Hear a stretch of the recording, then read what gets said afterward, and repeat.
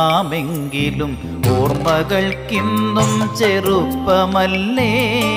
മിഴികളും മൊഴികളും മങ്ങിയാലും നമ്മൾ പാടെ മറക്കുമോ പോയ കാലം.